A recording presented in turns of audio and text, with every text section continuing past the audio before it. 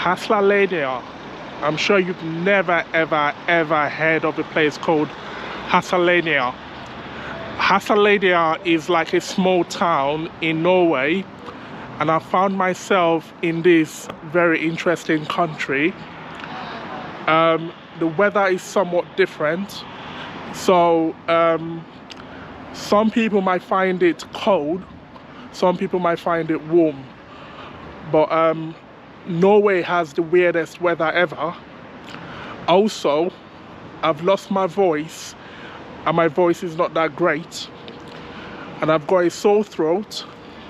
So what a stupid decision to come to Norway, of all countries to come to. I should have gone to a hot country. Instead, I made myself travel all the way up north to Norway. Okay, so I arrived in Norway yesterday. The weather was okay. I could easily wear a t-shirt today actually, but I decided not to because I'm not 100% as of yet. But this is just the this is just the neighboring area next to my hotel, and I just want to give you a first impression of Oslo so far, because I did hang around the town center area yesterday. So what I noticed about Oslo, Oslo is slightly different in the way they do things. So it's more like you always need to plan ahead before you do certain things, because they're quite organized. And also Oslo is not as crazy as London and maybe New York, so things are done somewhat different. The people are very good in terms of language skills though. So all the people I spoke to could speak very good English, which is quite shocking. So I've not had any issues, aside from certain types of people though. So there might be people that have emigrated to the country, so a lot of them don't speak English anyway. I suppose when they came to the country, they learnt Norwegian, which is what they're meant to learn. But a lot of the Norwegian ones I've spoken to can speak English, especially the young ones.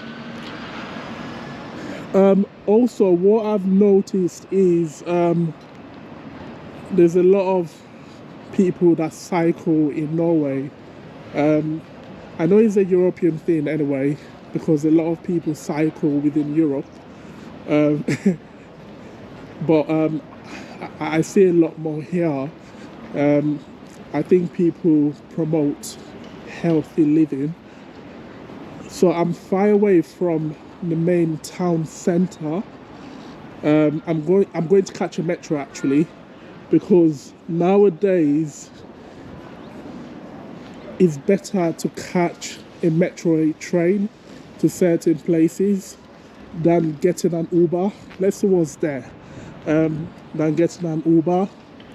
So I'm going to catch a metro so I could see the surrounding areas that lead to the town. So I think this is like a place where they sell plants, which is good. That's good for the people, isn't it? Anything healthy. So yeah, so in terms of language anyway, Norwegians speak very good English.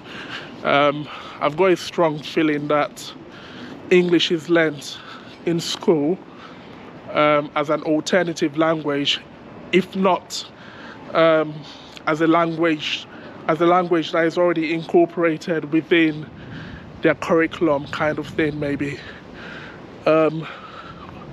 Okay, so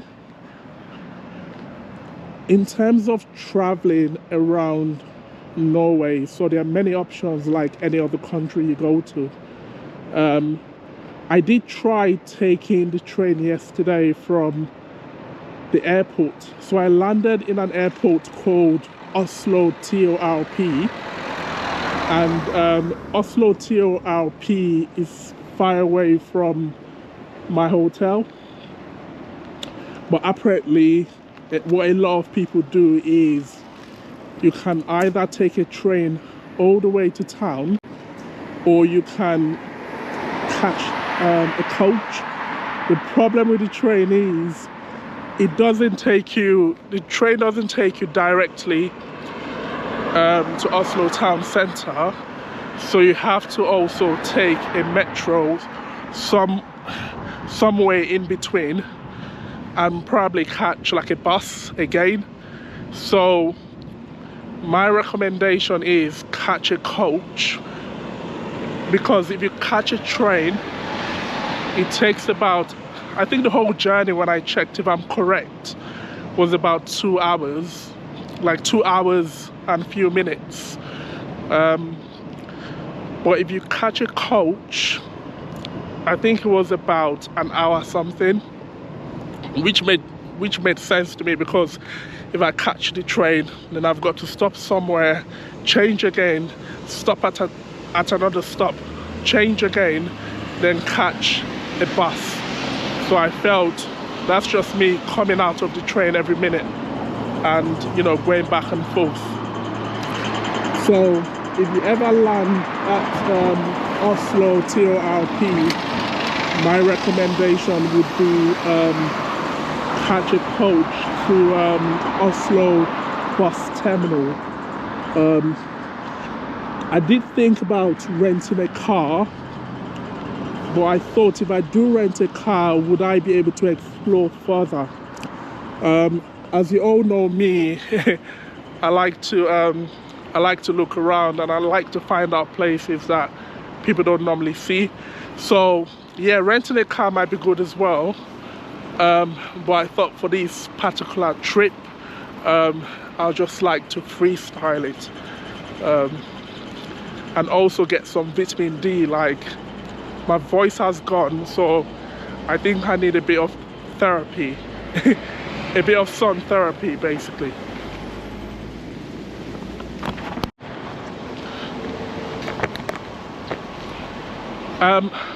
Also, what I did notice when I arrived in Oslo is there were hardly any tourists at the airport. And that's not just in Oslo actually. In the UK, on the plane, I think we were literally like, and I hope I'm not even exaggerating the numbers, I think we're literally like 40 people on the plane, or if not less. So I don't know why people don't really come to Norway. It might just be one of those countries that people don't care about. I don't know, but yeah, there were hardly any people on the train. Sorry, on the plane. So I need to find out why. It might just be that I know it's not the sort of country that that attracts a lot of European tourists like that, aside from the ones that like to go to the mountains and like to see, like you know, the northern lights and things like that. Obviously this is not the time for northern lights. I think it's much more during the winter period. But yeah, there was literally hardly anyone at the two airports. That's the airport in Oslo and the airport in London. It was a really boring flight. I'm not gonna lie. One of the most boring flights I've ever taken actually. Okay, so we are now at Haakon station. So I'm not sure if I should get a train from here to go to the town. So that's can you see that, Haakon? So you need to be very careful as well when it's time to take the train, because what happens is if you're not careful, you take the wrong line. So I'll just give you a bit of a backstory of what happened to me yesterday. So when I arrived and I got to Oslo bus terminal, I checked my phone for a particular app. It's called Router. Actually, let me leave the station. I'll come back to the station later. I would like to explore the area more. Yeah, so when I came yesterday, I checked for an app called Router. So it's spelled R-U-T-E-R. If you need to catch the metro, you're going to need that. So I did download the app, and I was using that yesterday to obviously buy tickets. But the thing is, you need to be very careful of what line you get.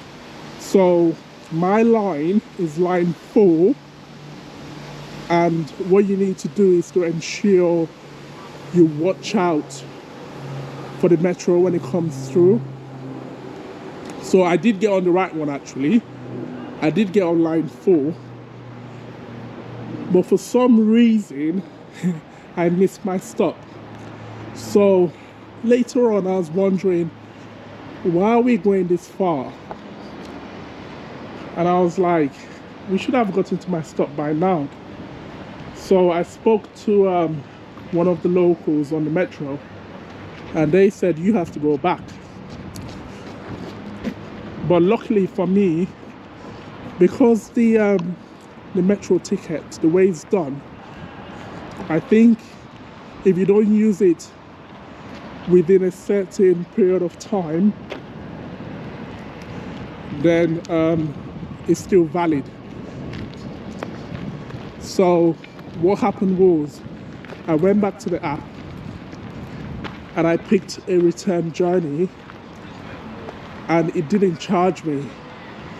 Because what he's done is, he's noticed that I've not used that particular ticket. So what he did was, he just registered my return. Hey, you okay, bro? Yeah. Yeah. So he just registered my return. So that just made my life so much easier, because I didn't have to pay double. But to be totally honest, I was still confused though, because how would it know if I've obviously completed my journey? I don't know if it does that when the initial metro you booked has terminated at its destination. I'm not sure. Do you need help? Are you okay? Are you okay? Yeah. Okay. So I was not too sure on how the system does it, because how can you actually verify when somebody has used the ticket? Although on the metro there's a bit that says activate your ticket, so maybe I should have done that. So maybe what we need to do, I'm saying we because I didn't do that, is to ensure we activate our ticket once we get on the metro. But anyways, I was lucky to get a return ticket back, basically. Customer service in Norway is nice anyway, and everyone minds their own business. All my days, Norway and the UK is so similar. You could literally break your head and no one cares. Everyone literally minds their business in this country. Like, no one gives a damn about no one. Some of you might not find that as a nice thing to say, but I think sometimes it's good. So I suppose for them ones you pay a fee and you can cycle around, I suppose. But yeah, traveling around is easy, to be honest, and it was quite cheap as well. So for me, it was I think 40 Norwegian kroners, because they don't use euros in Norway. Okay, let's talk about food. Food. So people tell me every time on how expensive Scandinavian countries are, and they tell me that you need to have a lot of money to travel and to have a good meal. So I did go to a good restaurant yesterday to have some sushi and some lovely rice bowl as well. So I had a rice bowl with duck, and I had sushi as well, and a lovely Japanese beer to go. In pounds, it was like £29, and I thought that was okay anyway. I thought the price was decent. I didn't find it that expensive, but some people might. I mean, people that don't live in the UK or they don't live within Europe might find it expensive, but I think anyone that lives within Europe wouldn't find that expensive anyway. So look at what they have in Hasseline.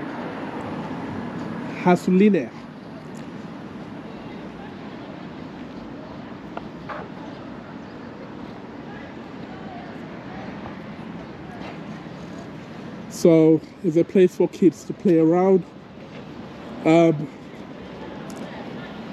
So yeah, so food is okay. So I wouldn't say it's expensive to eat so far, but I'll find out today. I'm also looking to find out how the nightlife is, so let's see how that goes. Sometimes you could tell how expensive a place is by checking out their nightlife. Sorry, I was going to say their knife life. We don't want to know how their knife life is. That's if they even have one.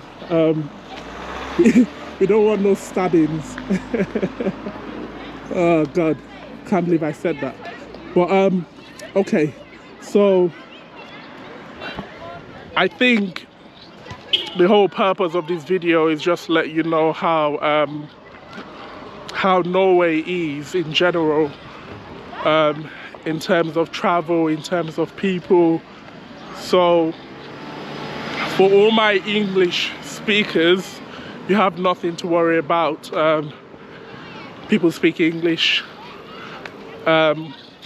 People are not, so let me tell you something though. So don't come to Norway and expect people to start smiling towards you though. So I would say they are quite similar to Polish people too, but not as bad as Polish people though, because at least the Norwegians would still give you a bit of a smile.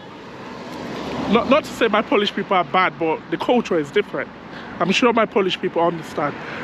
The culture is different. But the thing is, there are some people that just expect people to be smiling at them every day. That's not going to happen. But they are lovely people. So I still want to figure out why the plane wasn't actually packed yesterday, and why people are shying away from this lovely place. I was also planning to go to a place called Bergen. It's called Bergen, but it's too far, so I'm not going to go there. I was meant to go to Stockholm today, but it's raining, and I'm not the sort of guy that likes vlogging in the rain. You don't really get a lot of good pictures when you vlog in the rain. So there's a big no to that, definitely. So in terms of how they live in Norway, it's similar to every every European country. Can you see the way the houses are? Sorry, the flats. Look, it's all similar. All similar. Nothing different at all. Nothing different.